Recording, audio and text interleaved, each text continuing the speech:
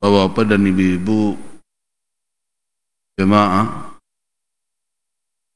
majelis kajian tadabbur ayatil Qur'anil Karim rahimakumullah.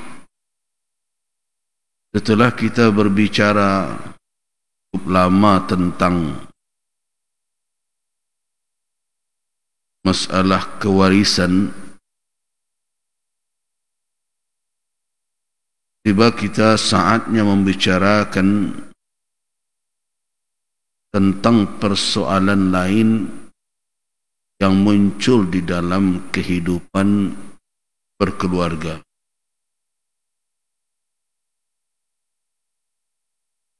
Masalah kewarisan, masalah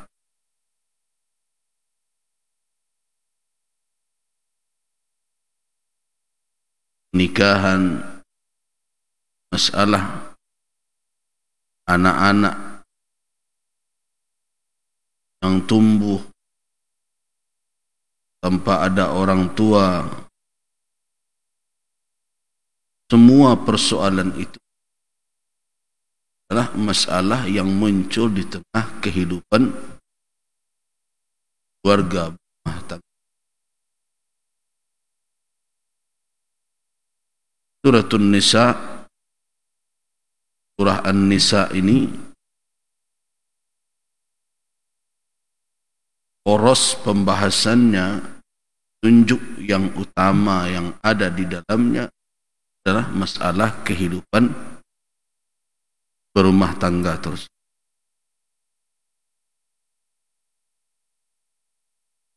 Jadi kalau kita ingin mendapatkan petunjuk Allah Subhanahu wa taala bagaimana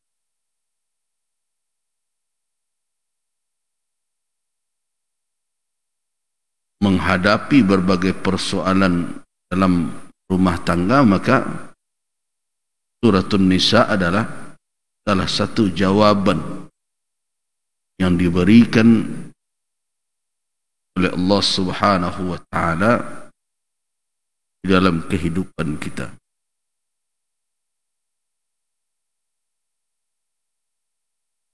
Nah, penekanan kepada masalah hidup berkeluarga dan berbagai problematikanya ini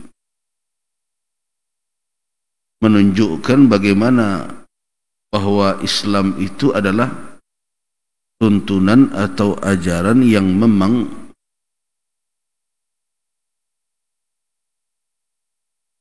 memberikan suatu konsep bagaimana membangun suatu masyarakat yang kokoh, yang berujung nanti kepada lahirnya atau terwujudnya umat yang terbaik atau khairul ummah.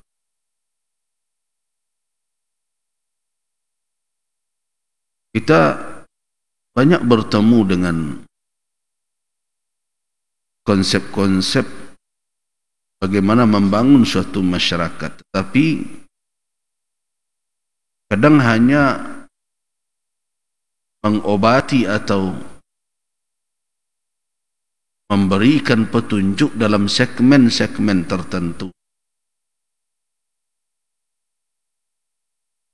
Lihatlah bagaimana hari ini orang melahirkan berbagai konsep tentang bagaimana membentuk masyarakat, bagaimana membentuk suatu komunitas. Mereka hanya berbicara dalam satu sisi, sedangkan sisi lain mereka abaikan. Sehingga kalau kita renungkan, sepertinya konsep yang mereka buat itu satu sisi membangun, di satu sisi lagi meruntuhkan. Ya, kita lihat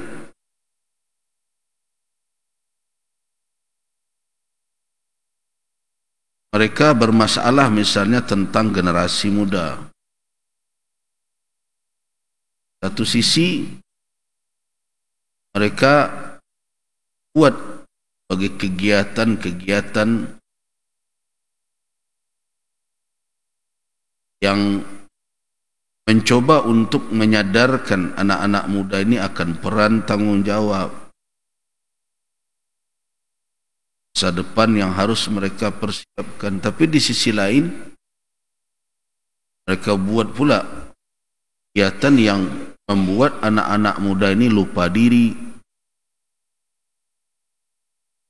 Masa muda hanya sebentar. Kalau tidak sekarang dinikmati, berlalu dia nanti rugi. Nah, mungkin dikatakan dengan konsep yang tidak utuh, bahkan antara satu bagian dengan yang lainnya saling Jadi tidak mengherankan kalau banyak persoalan kalau diserahkan hanya kepada pola fikir manusia bagaimana mengatasinya, akhirnya berkepanjangan, tidak ada ujungnya.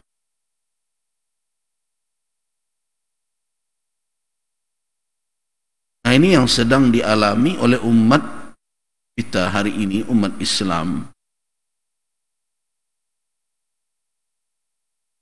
Ketika mereka menjauhkan diri dari petunjuk syariat,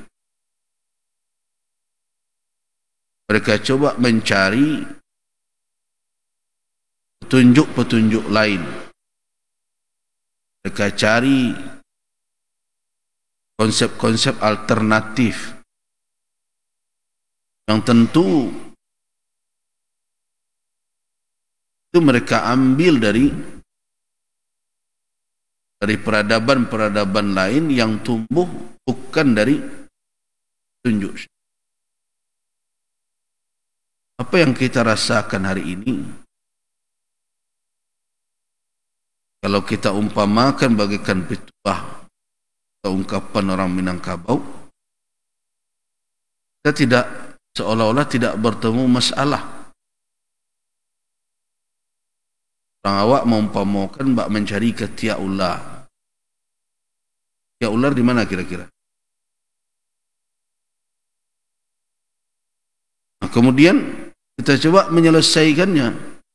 Tapi menyelesaikan itu seperti meto kain karuang. Tahu? Meto kain saruang. Berputar di situ ke di situ. Nah, itulah kira-kira gambaran, kalau mudah-mudahan saya tidak keliru yang menggambarkan bagaimana kita menghadapi berbagai problematika kita. Seperti mencari ketiak ular, nak bertamu-tamu, dan solusi yang diberikan dari situ. Satu sisi dibangun juga, yang satu sisi menghantam juga. Akhirnya kerjaan kita tidak pernah. Nah, kalau seandainya kita mau ya, dan semestinya mau, semestinya, karena sebagai seorang muslim semestinya kita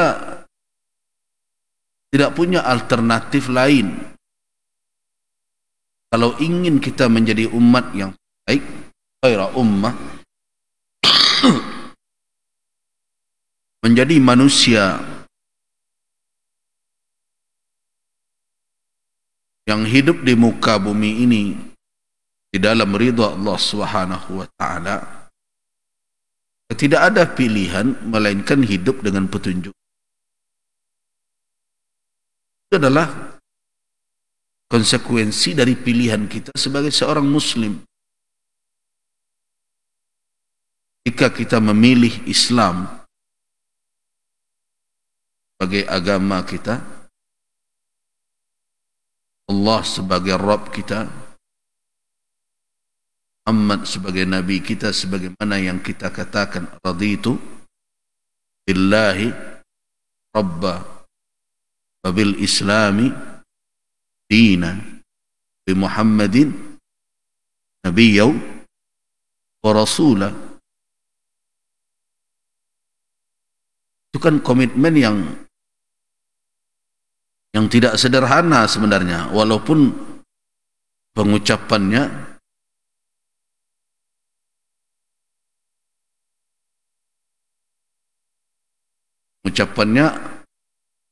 sepertinya sederhana, tapi makna yang terkandung di dalamnya bukanlah makna yang sederhana. Dan itu kita ulang-ulang kan, setiap pagi, sore, baca sebentar ini kan antara zikir pagi sore kita.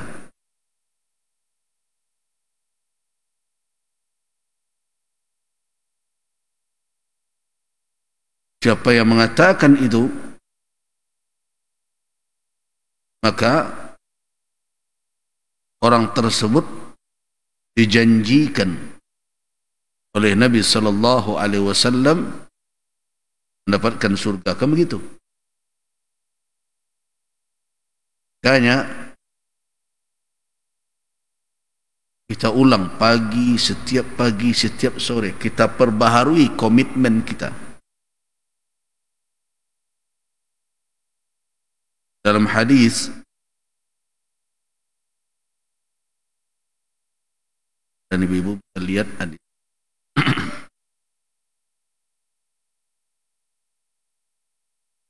dalam Abu Daud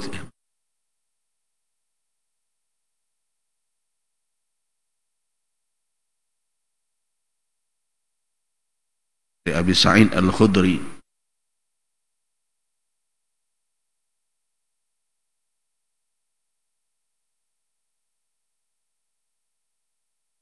apa kata Nabi sallallahu alaihi wasallam, man qala raditu billahi rabba bil islam dina Muhammadin rasula, dari lain nabi. Hadis dari Abi Sa'id Al-Khudri ini, apabila qala, yang mengatakan raditu billahi rabba wa bil islam dina Muhammadir rasula, dengan berbagai lafaz yang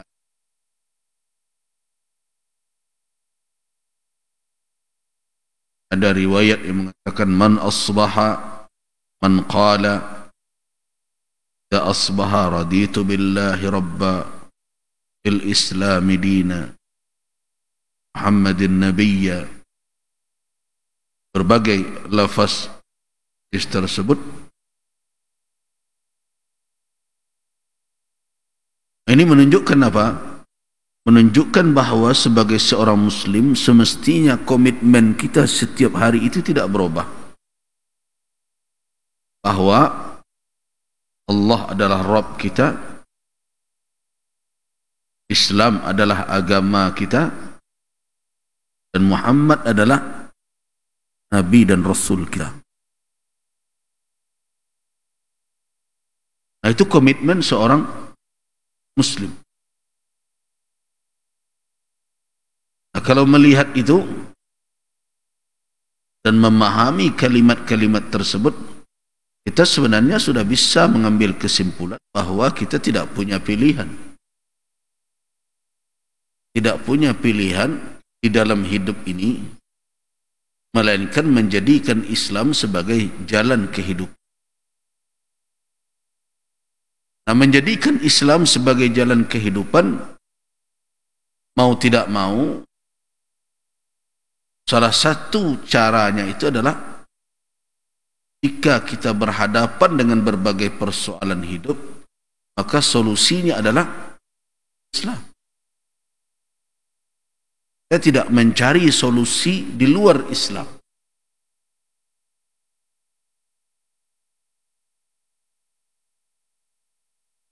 Ya, mungkin akan ada yang berkata, bukankah kehidupan ini berkembang.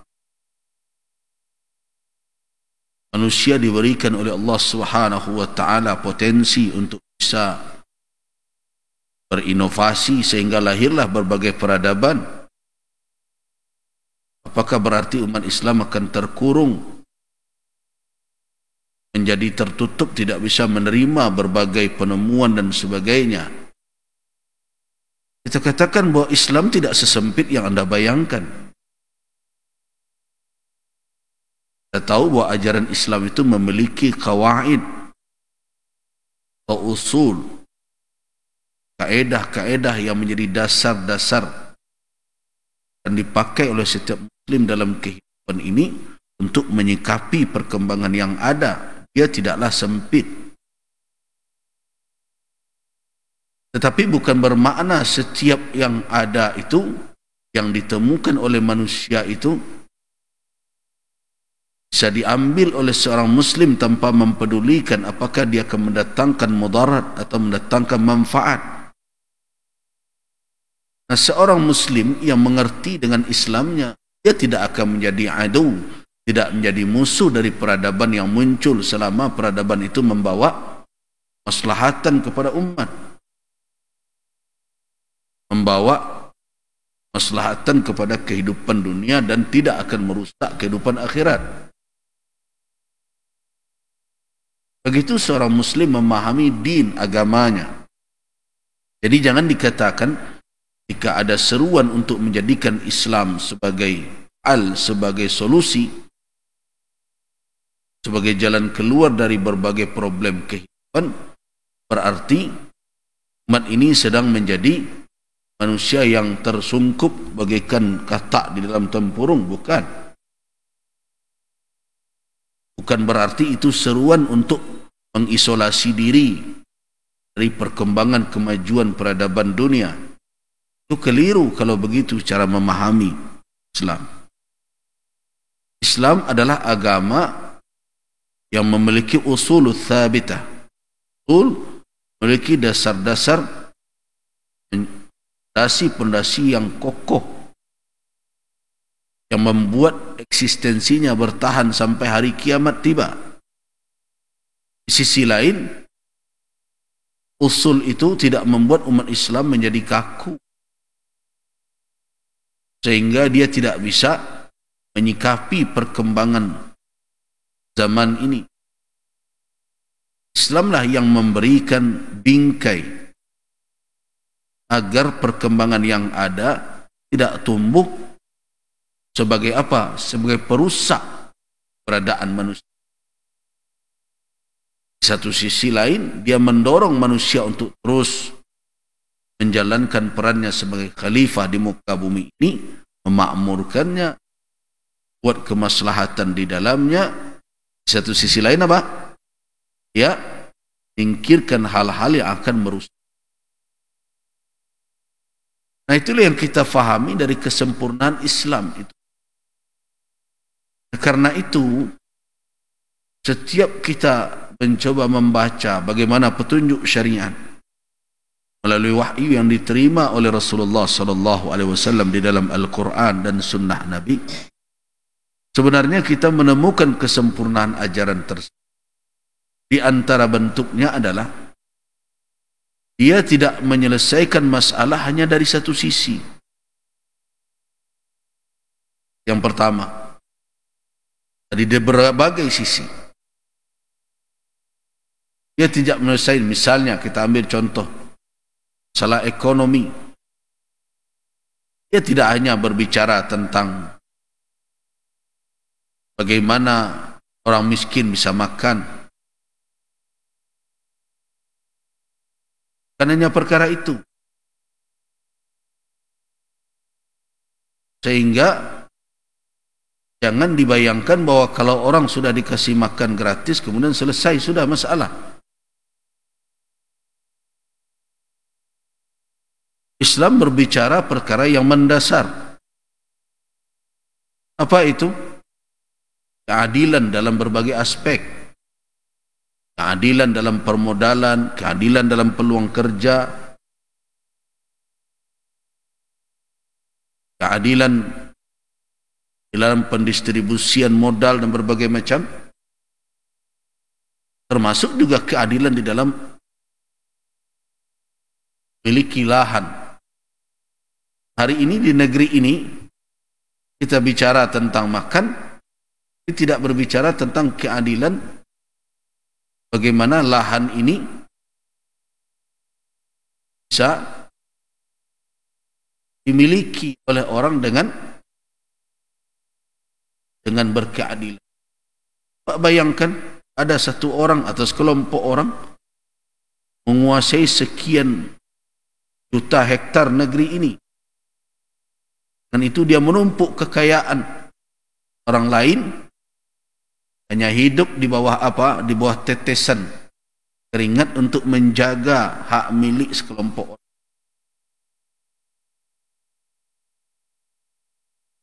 Nah, kalau begitu kita melihat konsep menyelesaikan persoalan umat dan negeri ini, itu yang saya katakan seperti mencari ketiak ular tadi.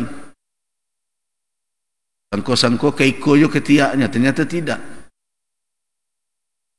Cari solusi seperti itu, diputar ternyata ketemunya di situ lagi.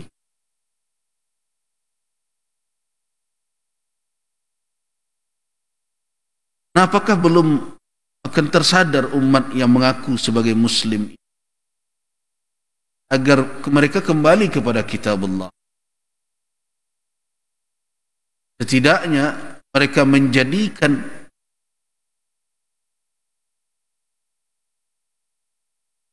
konsep yang telah diberikan oleh Islam sebagai frame, sebagai bingkai berfikir mereka di dalam menyelesaikan masalah. Itu yang pagi-pagi ini kita tersadar, atau setidaknya yang sudah sadar menambah kesadaran betapa Islam itu memberikan konsep kehidupan yang terbaik bagi kita. Kita ambil contoh dalam surah An-Nisa ini. Ketika kita berbicara tentang penyakit masyarakat, maka dari mana Islam memulai? Adalah dari rumah tangga.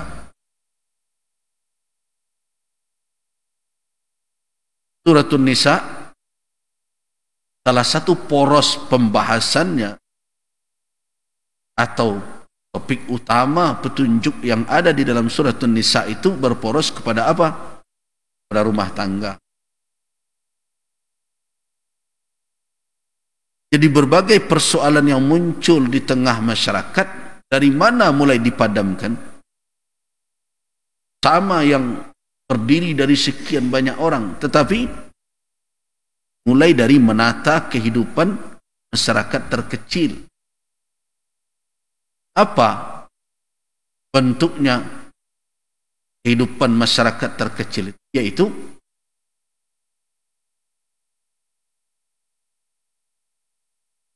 kalau persoalan di rumah tangga ini tidak ditutup,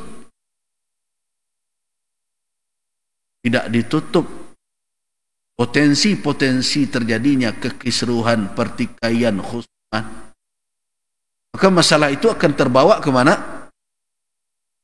Ke tengah masyarakat yang lebih besar.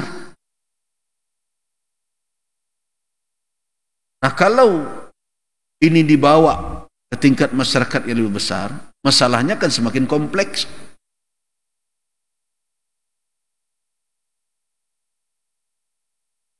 Nah, semakin banyak masalah-masalah sosial ini tidak terselesaikan dalam kehidupan berumah tangga, semakin menumpuk dia. Apakah akan terselesaikan sampai di atas? Tidak, dia bagaikan gunung es. Puncaknya saja yang nampak terselesaikan. Dan itulah yang persis terjadi hari ini dengan kehidupan sosial kita. Jadi cerita tentang kenakalan remaja, cerita tentang LGBT, ya, cerita tentang penyimpangan-penyimpangan lainnya, termasuk juga pertikaian dalam perkara harta benda, yang bisa kita selesaikan sekarang ini hanya puncaknya saja.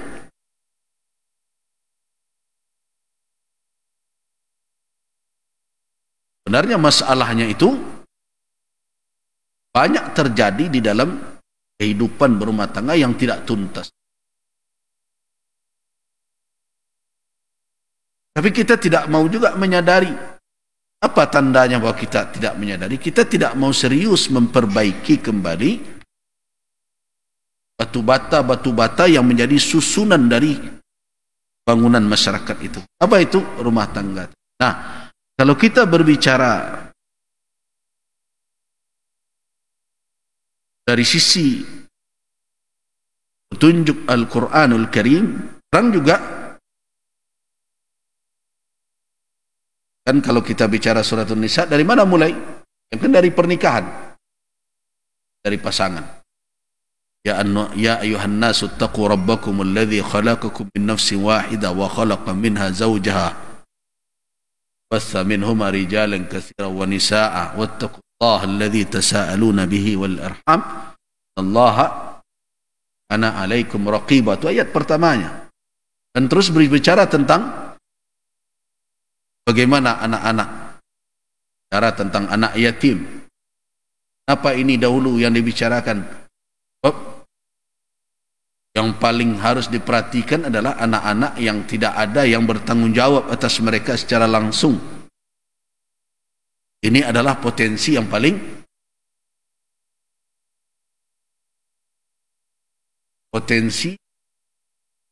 paling mungkin menimbulkan masalah. Kalau anak-anak ada orang tuanya, ada yang mengawasinya dan bertanggung jawab, tentu potensi akan munculnya kerusakan dari mereka lebih kecil dibandingkan dengan anak-anak yang ditinggalkan oleh bapaknya. Nah, bagaimana mengelola mereka? Bagaimana menata kehidupan mereka? Nah, muncullah petunjuk syariat tentang harta mereka, tentang pengawasan mereka, siapa yang menjadi kafil mereka dan sebagainya. Dan terus bagaimana pendidikan mereka dan seperti apa mereka diperlakukan. Nah, kemudian beranjak kepada potensi lain, masih di dalam kehidupan berkeluarga juga, tentang kewarisan. Yang itu menjadi potensi besar munculnya pertikaian di dalam keluarga. Lihatlah faktanya. Orang berkelahi perkara harta, hubungan karib kerabat menjadi renggang karena warisan. Pertikaian yang tidak berkesudahan karena jerih payah orang tua yang susah payah meneteskan keringat, mengumpulkan sedikit demi sedikit kekayaan dengan harapan mudah-mudahan anaknya hidup senang setelah dia tiada. Tetapi yang terjadi, mereka bertengkar, berkelahi, bertikai, saling memusuhi satu sama lain. Nah, ini jadi potensi-potensi konflik di dalam rumah tangga itu telah ditutupi. Diberikan antisipasinya, ditunjukkan cara penyelesaiannya. Nah, sekarang di antaranya adalah pengkhianatan